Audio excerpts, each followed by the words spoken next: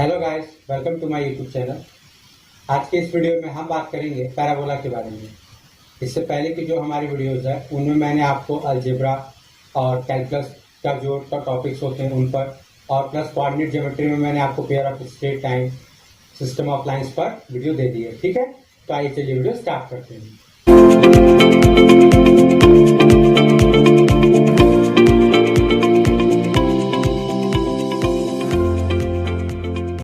देखिए, सबसे पहले पैराबोला को हम स्टार्ट करें। हम अगेन जैसे हम हर वीडियोस में कर रहे हैं, हम सबसे पहले सेकेंड डिग्री का जनरल इक्वेशन लेंगे।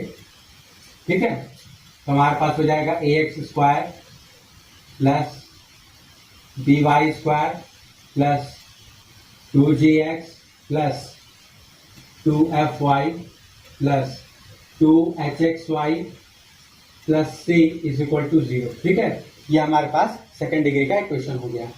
अब हमारे पास पैराबोला होने की क्या कंडीशन होती है वो मैं आपको बता दूं। तो सबसे पहला हमारे पास जो डिटर्मिनेंट होता है ये a b c h g f h g f, इसकी वैल्यू हमारे पास 0 नहीं होनी चाहिए। ठीक है, अगर हम इसका डिटर्मिनेंट निकालते हैं तो ये 0 नहीं आना चाहिए। अगर 0 आ जाएगा तो ये पेयर ऑफ स्ट्रेट लाइन को रिप्रेजेंट करेगा, और अगर 0 नहीं आएगा तो हम चेक करेंगे कि हमारा सर्किल, पैराबोला, एलिप्स या हाइपरबोला क्या दिखा रहा है। तो पहला चीज तो हमारे पास ये हो गया। अब दूसरा हमारे पास पैराबोला की जो कंडीशन होती है वो होती है H square is equal to A B. ये हमारे पास अगर आ जाती है कंडीशन तो हम बोलते हैं कि ये हमारा गिवन जो सेकेंड डिग्री का इक्वेशन है ये हमारा पैराबोला रिप्रेजेंट कर रहा है। देखिए, हम आपको जो भी क्वेश्चन बता रहे हैं वो सेकंड डिग्री से बताने का मेरा रीजन केवल इतना ही है, क्योंकि अक्सर आपको कंफ्यूजन यही लेकर के आते हैं कि हमारे पास ये सेकंड डिग्री का इक्वेशन है तो किस केस में वो क्या रिप्रेजेंट करता है। तो इसलिए मैं आपको बेसिक से यहीं से बता रहा हूँ। ठीक है, अब हम देख लेते हैं जो हमारे पास standard form of standard equation of parabola होते हैं। ठीक है, अब देखिए हम बात कर लेते हैं स्टैंडर्ड इक्वेशन ऑफ पैराबोला। तो सबसे पहला हमारे पास केस ये दिया हुआ है कि ये हमारा जो पैराबोला है ये एक्स एक्सिस के अबाउट पर सिमेट्रिक है। ठीक है, मतलब एक्स एक्सिस से नीचे जाता है, एक्स एक्सिस के ऊपर भी रहता है। इस केस में हमारे पास जो इसका इक्वेशन होता है वो होता है Y square is equal to 4ax। उसका रीजन देखिए बस यही होता है कि एक्स एक्सिस से नीचे हमारा वाई निगेटिव, एक्स एक्सिस से ऊपर हमारा वाई पॉजिटिव। तो वाई स्क्वायर हमारा यहाँ पर, तो चाहे हम वाई निगेटिव ले चाहे पॉजिटिव ले, एक्स हमेशा पॉजिटिव मिलेगा। इसलिए उस अपने ओरिजिन यानी मूल बिंदु से दाईं तरफ यानी पॉजिटिव तरफ है। ठीक है, और अगर इसकी हम बात करेंगे तो हमारा इसका जो इक्वेशन हो जाता है वो हो जाता है X square is equal to 4ay। अब यहाँ पर भी होता है कि एक्स की वैल्यू चाहे हम निगेटिव ले चाहे पॉजिटिव ले, वाई हमारा हमेशा ऊपर ही मिलेगा, देखिए वाई हमारा हमेशा पॉजिटिव मिलेगा। ठीक है, तो ये हमारे पास x square equal to 4ay होता है।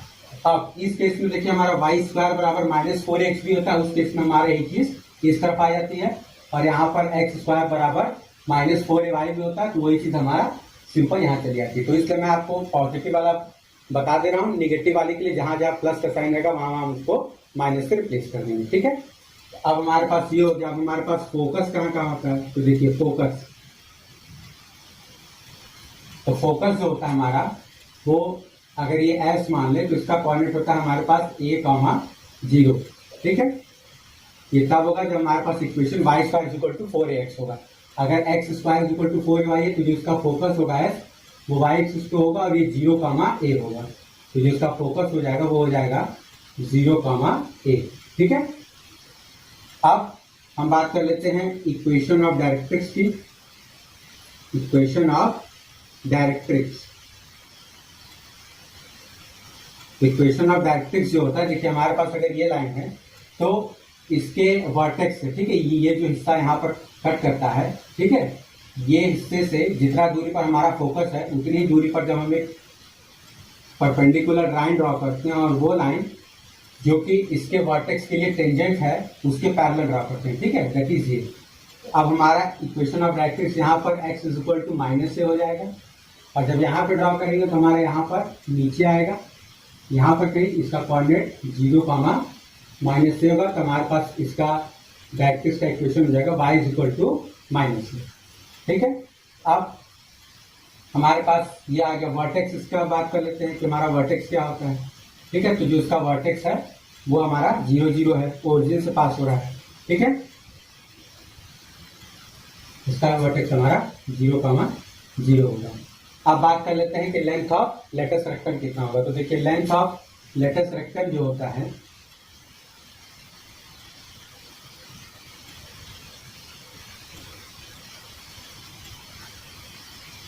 ये दोनों केस में सेम होता है और ये 4a के बराबर होता है। अब सवाल यह आता है कि लेंथ ऑफ लेटस रेक्टम है क्या। तो जो हमारा फोकस है इससे परपेंडिकुलर हम नीचे डाल दें। ठीक है, जो हमारे एक्सिस है पैराबोला की उससे परपेंडिकुलर डाल दें नीचे, तो जहां पे टच करेगा पैराबोला को वो पॉइंट, और ऊपर ड्रॉ कर दें यहाँ जब यहाँ टच करेगा वो पॉइंट। तो ये P और ये हमारा P डैश हो गया।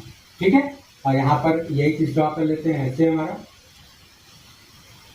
तो हमारा ये Q डैश हो गया। तो हमारा लेंथ ऑफ लेटस रेक्टम जो होता है वो इस केस में P डैश के बराबर है और इस केस में हमारा Q डैश के बराबर है। ठीक है, आप देखिए इसमें एक आता है आपका फोकल डिस्टेंस की बात, तो उसको मैं आपको बता देता हूं।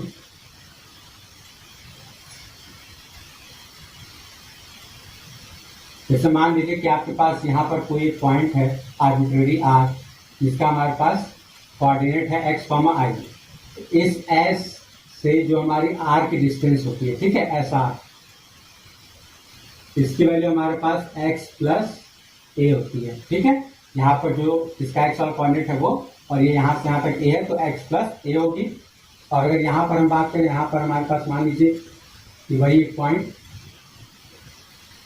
मान लीजिए T है और यहाँ पर ये चीज मान लीजिए x, y है, तो यहाँ पर हमारे पास ST जो होगा, ठीक है, वो y प्लस a होगा। आपको ध्यान देने वाली बात यहाँ पर ये है कि देखिए जब हमारा x एक्सिस के अबाउट है सिमेट्रिक, तो हमारा जो फोकल डिस्टेंस है वो x प्लस a है, और जब y एक्सिस के अबाउट है तो हमारा y प्लस a है। अब यही चीज जब हमारे पास नेगेटिव वाला आ जाएगा हिस्सा, तो देखिए ये आपका जो हिस्सा है x वाला, सॉरी a वाला, यही हिस्सा आपका मैंने बताया था कि जब भी माइनस में होगा हमारा जो इक्वेशन, उसमें सब में हम क्या करेंगे, माइनस से रिप्लेस कर देंगे। जहां जहां पर हमारा प्लस है वहां पर माइनस हो जाएगा। ठीक है, देखिए अब हमें दिया हुआ है क्वेश्चन कह रहा है find focus, equation of directrix, length of latus rectum, eccentricity and vertex of parabola y square is equal to 8x। ठीक है, तो अब हम एक एक करके सबको देख लेते हैं। तो सबसे पहले हमारे पास y square is equal to 8x है। ठीक है, तो अगर आप चाहिए तो आपको कंफ्यूजन अगर अवॉइड करनी हो तो आप इसका फिगर बना लीजिए। तो y स्क्वायर बराबर 8x है, तो मैंने आपको बताया था x हमेशा पॉजिटिव रहेगा, तो ये x एक्सिस के अबाउट सिमेट्रिक हो जाएगा। ठीक है, ये हो गया हमारा y square is equal to 8x।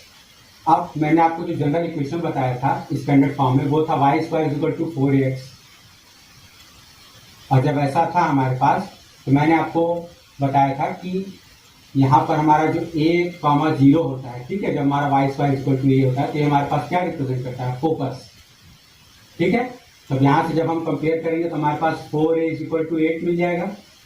तो this implies that a is equal to 2। तो हमारा जो फोकस होगा वो 2, 0 हो जाएगा। अब इक्वेशन ऑफ डायरेक्ट्रिक्स को हमने बताया था कि जब भी ऐसा केस है हमारे पास, तो x is equal to minus से हमारे पास डायरेक्ट्रिक्स हो जाएगा। तो x is equal to a की जगह पर हमारा 2 है, तो x इज इक्वल टू -2 हमारा जो होगा वो इक्वेशन ऑफ डायरेक्ट्रिक्स हो जाएगा।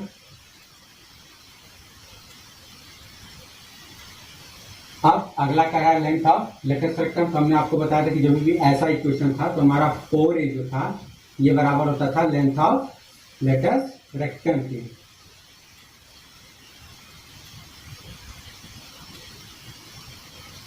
तो हमारे पास a की जगह पर 2 है, तो 4a इज इक्वल टू हमारे पास हो जाएगा 4 into 2 that is equal to 8। ये हमारा आ जाएगा लेंथ ऑफ लेटस रेक्टम।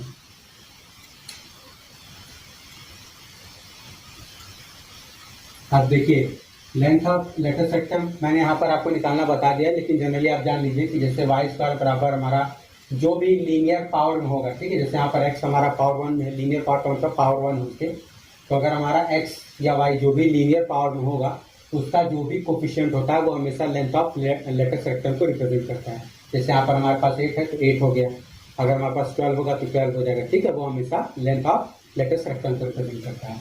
तो हमारे पास लेंथ ऑफ लेटेस्ट रेक्टेंगल हो गई। अब कह रहा है हमारे पास इसेंट्रिसिटी निकालने के लिए। तो देखिए इसेंट्रिसिटी बहुत दफ़ा आपको एग्जाम में कंफ्यूज करने के लिए दे देता है कि आप इसेंट्रिसिटी निकालिए पैराबोला की। तो बच्चे क्या करते हैं, फॉर्मूला लगाने लगते हैं, जबकि पैराबोला के लिए इसेंट्रिसिटी फिक्स है कि ई की वैल्यू 1 होती है, ठीक है। यहाँ पर आपको ई की वैल्यू निकालनी है, यहाँ पर सिंपल सा ई की वैल्यू आपके पास 1 हो जाएगी, ठीक है। आप कोई फॉर्मूला ही नहीं लगाएंगे। और उसका कह रहा है हमारे पास वर्टेक्स। तो देखिए वर्टेक्स हमारा यहाँ पर आपको डायरेक्ट वो दिख रहा है कि वाई स्क्वायर बराबर 8x है। तो अगर हम x 0 रखेंगे तो y की वैल्यू हमारी क्या मिल जा रही है, 0 मिल जा रही है। तो जो उसका वर्टेक्स हो जाएगा वो हो जाएगा 0,0। अब बहुत दफा आपको एक्सेस ऑफ द पैराबोला पूछता है, ठीक है। What is the axis of the parabola. तो देखिए एक्सेस ऑफ द पैराबोला वही होता है जिसके अबाउट ये पैराबोला सिमेट्रिक होता है, ठीक है। और यहाँ पर हमारा इसकी अगर हम बात करेंगे तो हमारा एक्स एक्सिस है और एक्स एक्सिस का हमारे पास इक्वेशन होता है y इक्वल टू 0। तो y इक्वल टू 0 जो होगा वो एक्सिस ऑफ द पैराबोला होगा।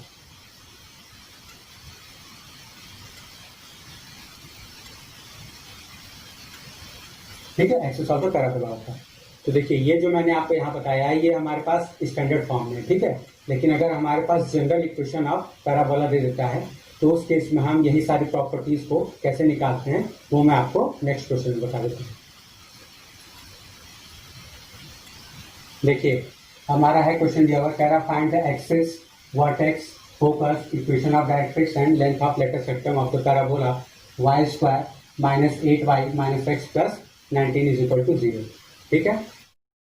अब यहाँ से हम इसके सॉल्यूशन की बात कर लेते हैं। तो हमारे पास हो जाएगा y square minus 8y minus x plus 19 is equal to 0।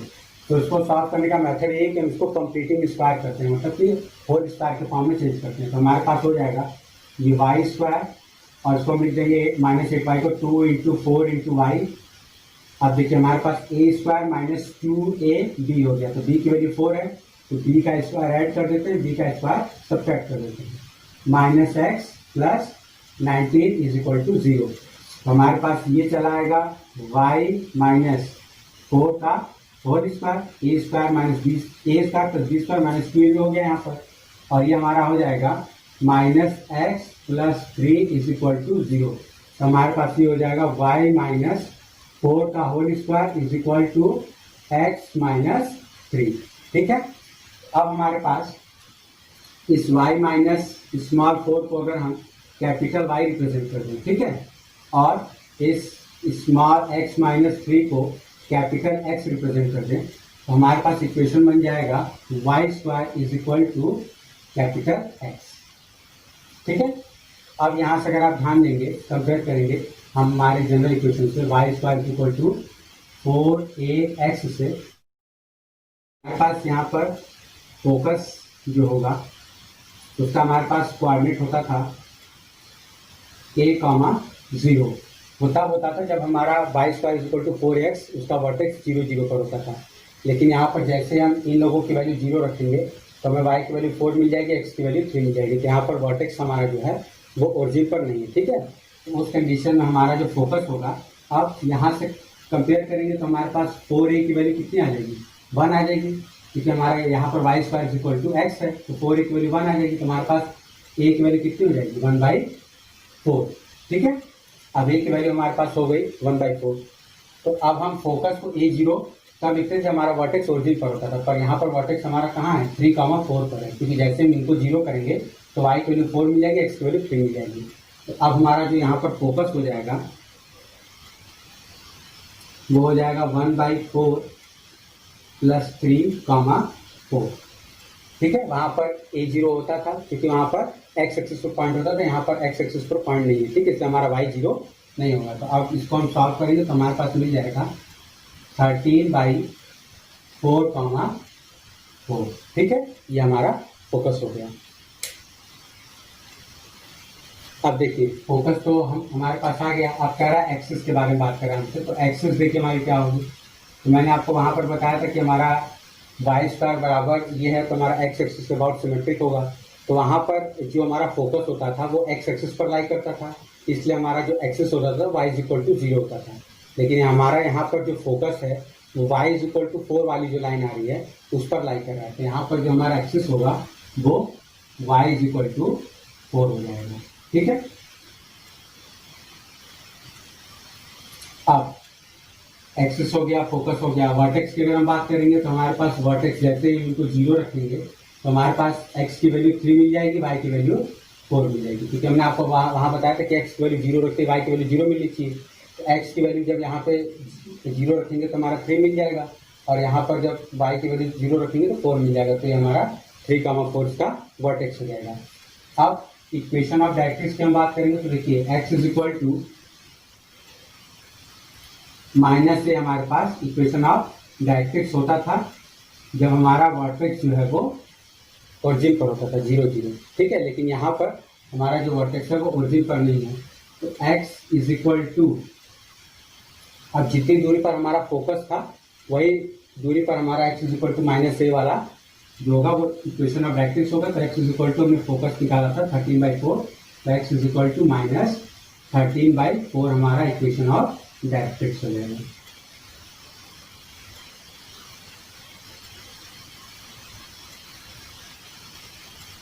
ठीक है, अब बात कर लेते हैं लेंथ ऑफ लेटेस्ट रेक्टम की। तो देखिए लेंथ ऑफ लेटेस्ट रेक्टम तो नहीं बदलेगा, क्योंकि हमारा लेंथ ऑफ लेटेस्ट रेक्टम भी होता था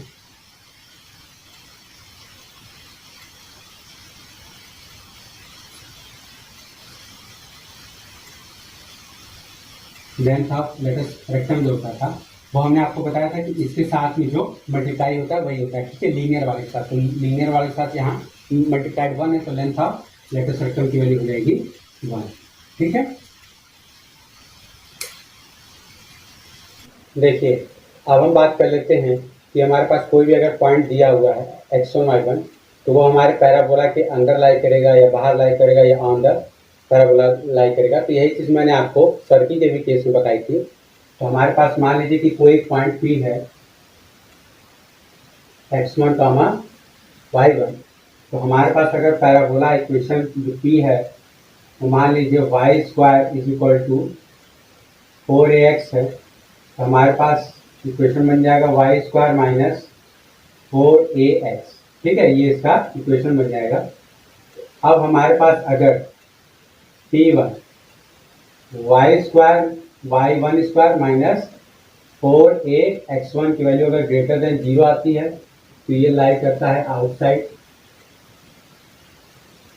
अगर हमारे पास P2 y square y1 square minus 4ax1 की वैल्यू लेस देन 0 आती है तो ये लाई करता है इनवर्ड या इनसाइड। और तीसरा हमारे पास आ जाता है, फिर हमारे पास y1 square minus 4ax1 is equal to 0 हो जाता है। हमारे पास पॉइंट जो होता है वो ऑन द पैराबोला लाई करता है।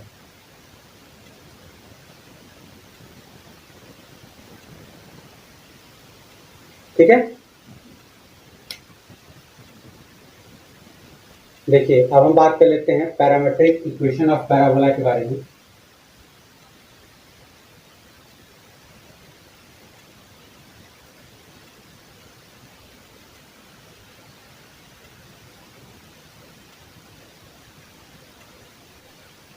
तो पैरामेट्रिक इक्वेशन ऑफ पैराबोला में हमारे पास क्या होता है कि जैसे मान लीजिए हमारे पास y square is equal to 4ax है, तो हम x और y को किसी अनदर पैरामीटर में एक्सप्रेस करते हैं पॉइंट को। तो हम अगर x इज इक्वल टू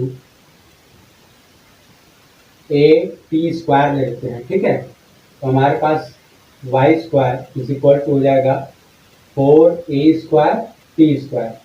तो हमारे पास y की वैल्यू आ जाएगी 2at। तो हमारे पास पैरामेट्रिक फॉर्म में जो पॉइंट्स आ जाएंगे वो हो जाएगा at स्क्वायर 2at, मतलब जो भी हमारा x का कोऑर्डिनेट at स्क्वायर होगा तो हमारे पास y का कोऑर्डिनेट जो होगा वो 2at होगा। ठीक है, अब हम बात कर लेते हैं कंडीशन ऑफ टेंजेंसी और टेंजेंट का हमारे पास क्या क्या इक्वेशन होता है अलग अलग फॉर्म्स में, उसके बारे में जान लेते हैं। ठीक है,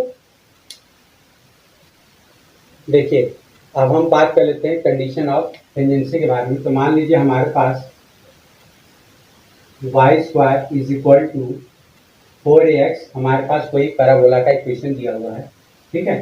तो अगर हमारे पास y is equal to m x plus c कोई लाइन दी हुई है, तो ये लाइन जो है ये टेंजेंट होगी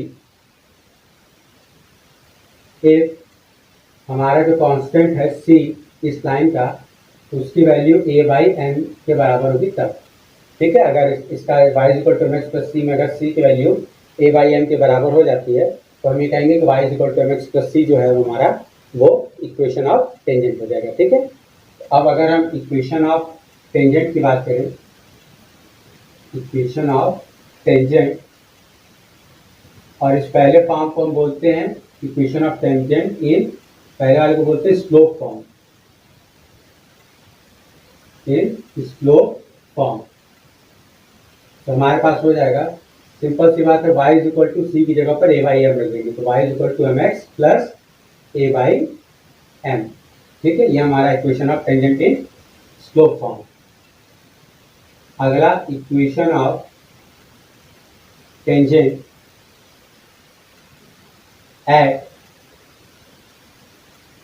x1 y1, इसका हमारे पास फॉर्मूला होता है y by one is equal to 2 times a x plus x1।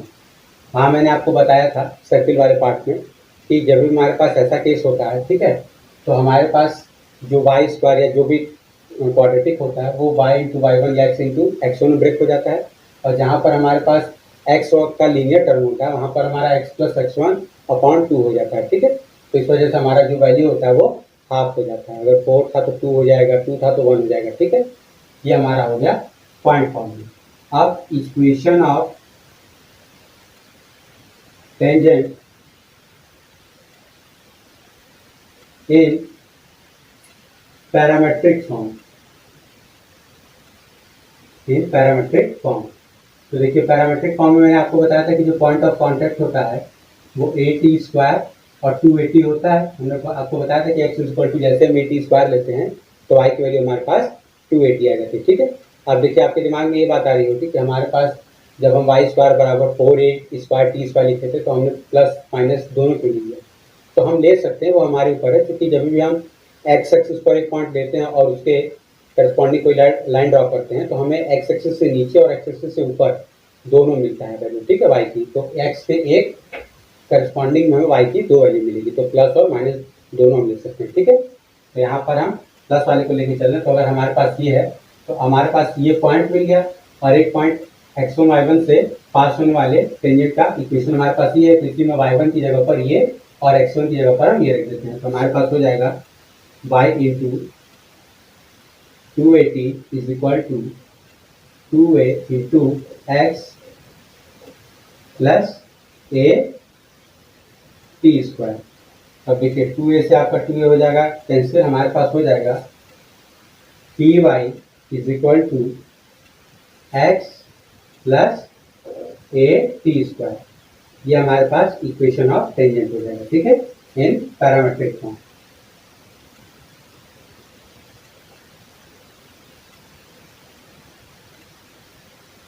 अब हमारे पास इक्वेशन ऑफ टेंजेंट अलग अलग फॉर्म में आ गया। अब हम बात कर लेते हैं इक्वेशन ऑफ नॉर्मल, ठीक है। देखिए अब हमारे पास इक्वेशन ऑफ नॉर्मल कहा जाता है। तो देखिए हमारे पास क्या होता है कि पॉइंट फॉर्म में अगर हम बात करें x1 y1 से वो पास हो रहा है, तो हमारे पास इसका इक्वेशन जाता है y minus y one is equal to minus y one upon 2a x minus x1 हो जाता है। पैरामेट्रिक फॉर्म में हमारे पास ये y1 की जगह पर हम 280 और x की जगह पर 80 स्क्वायर पुट कर देंगे तो हमारे पास पैरामेट्रिक फॉर्म आ जाता है। और स्लो फॉर्म में हमारा y is equal to m x minus 2am minus am cube हो जाता है, ठीक है। अब हम नॉर्मल का जो इक्वेशन होता है उस पर बेस पे क्वेश्चन सॉल्व कर देते हैं। अब देखिए हमें कह रहा है find the equation of normals at extremities of latus rectum of parabola y square is equal to 4x, ठीक है। तो देखिए एक्सट्रीमिटीज ऑफ लेटेस्ट रेक्टम से हमें क्या मतलब है, हो सकता है आपको ये चीज़ न समझ में आ रही हो। देखिए हमारे पास कोई भी अगर पैराबोला है, एक्सट्रीमिटीज एट लेटेस्ट सेक्टम का मतलब होता है, मैंने आपको बताया था कि जब भी परपेंडिकुलर ड्रॉ करते हैं वो फोकस से पास होता है, तो ये लेंथ पूरी हमारी लेटेस्ट सेक्टम होती है, और ये जो एक्सट्रीमिटीज हमारे पास होती है, ठीक है, ये यहाँ पर। तो देखिए जब भी आप यहाँ पर, हमने आपको बताया था कि इसका फोकस A0 होता है। जैसे आप x = a रखेंगे, हमें y = यहाँ -2a मिल जाएगा, क्योंकि y नेगेटिव है, और यहाँ पे a रखेंगे तो हमारी y की वैल्यू +2a मिल जाएगी, ठीक है, मैंने आपको बताया भी था। अब हमारे पास पहला केस हो जाएगा इसके सोल्यूशन में, तो हमारे पास फॉर्मूला जो होता है इक्वेशन ऑफ नॉर्मल का, जब वो पॉइंट x1 y1 से पास कर रहा होता है तो वो होता है y - y1 = -y1/2ax - x1। तो हमारे पास दो नॉर्मल का इक्वेशन को निकालना होगा, यहाँ से जो पास हो रहा है वहाँ से भी पास हो रहा है। तो पहला केस ले लेते हैं, तो y - y1 की जगह 2a = -y1 की जगह पर 2 है अपॉन 2a, x - x1 की जगह पर a है, तो ये कैंसिल हो जाएगा आपका आ जाएगा y - 2a = -x + a। हमारा ये आ जाएगा x + y = 3। ठीक है, पहला इक्वेशन। दूसरे की अब हम बात करेंगे, तो अगेन अब हमारा y1 की वैल्यू -2 है, तो y + 2a हो जाएगा =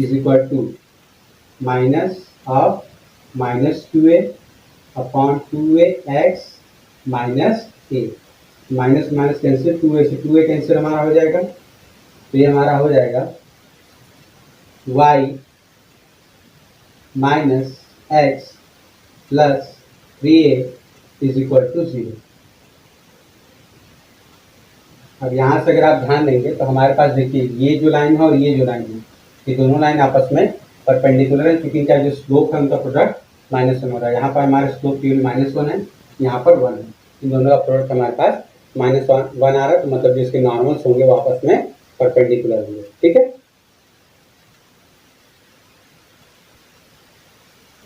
अब देखिए हम बात कर लेते हैं combined equation of pair of tangents के बारे में। तो मान लीजिए हमारे पास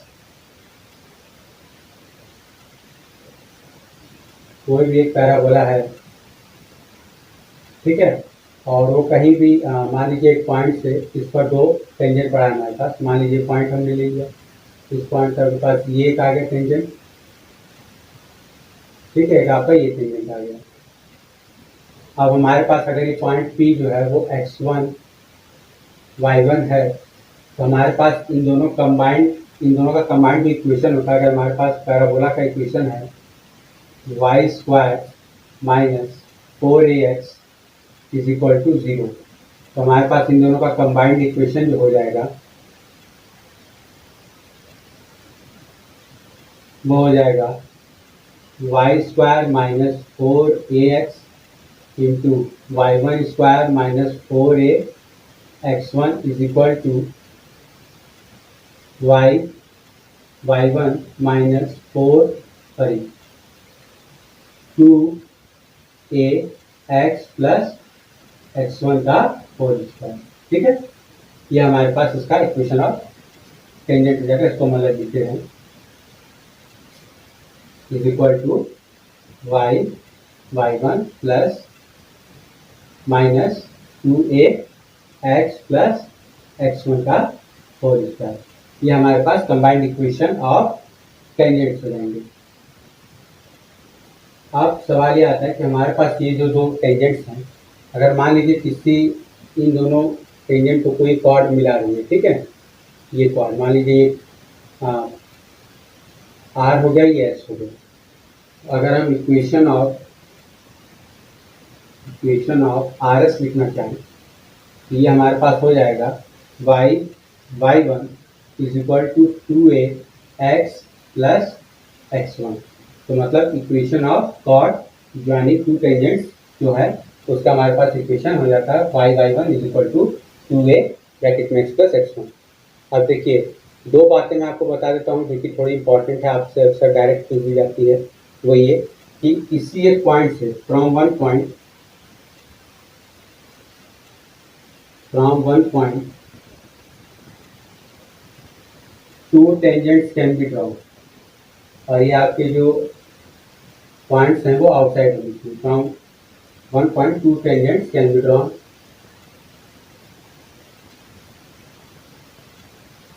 और from 1 point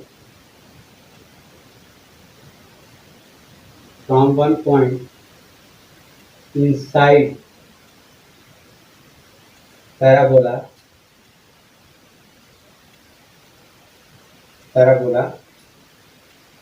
3 normals can be drawn, 3 normals drawn। मतलब कि अगर हम इसके अंदर कोई एक पॉइंट ले लेते हैं P, ठीक है, तो इस P से आपके पास एक यहाँ, मान लीजिए पॉइंट P ले लिए, तो हमारे पास एक यहाँ पे होगा ड्रॉ नॉर्मल, एक आपका यहाँ पर ड्रॉ होगा नॉर्मल, ठीक है, एक आपका यहाँ पे ड्रॉ होगा नॉर्मल, ठीक है। तो हमारे पास कोई भी अगर एक पॉइंट हम ले लेते हैं तो बेसिकली उसके हमारे पास 3 नॉर्मल्स ड्रॉ होते हैं, अगर वो पॉइंट उसके इनसाइड है तो, ठीक है। तो कभी कभार आपसे एग्जाम में डायरेक्ट पूछ देता है कि हमारे पास कोई अगर पॉइंट है इनसाइड पैराबोला के, तो नंबर ऑफ नॉर्मल्स कितने ड्रॉ होंगे, तो फिक्स होता है कि नंबर ऑफ नॉर्मल्स हमेशा 3 ड्रॉ होंगे, और आउटसाइड अगर हमारे पास कोई पॉइंट है तो उससे नंबर ऑफ टेंजेंट्स होंगे वो 2 ड्रॉ होंगे, ठीक है। तो देखिए आज के वीडियो में इतना ही। आज के वीडियो में बेसिकली मैंने आपको पैराबोला के बारे में बताया, और पैराबोला से रिलेटेड जो भी प्रॉपर्टीज बेस्ड हमारे पास क्वेश्चन आते हैं, लगभग मैंने उन सभी टॉपिक्स को आपको बता दिया, और जहां पॉसिबल था वहां पर मैंने आपको उसके कुछ एग्जाम्पल भी सॉल्व करा दिए, ठीक है। अगर आपको वीडियो अच्छी लगी हो तो प्लीज़ वीडियो को लाइक करिए, शेयर करिए, और मेरे चैनल को सब्सक्राइब करिए, साथ ही साथ बेल आइकन प्रेस कर दीजिएगा ताकि मेरे चैनल पर आने वाले वीडियोज़ की नोटिफिकेशन आपको मिल जाए। तो मिलते हैं नेक्स्ट वीडियो में, तब तक के लिए थैंक यू।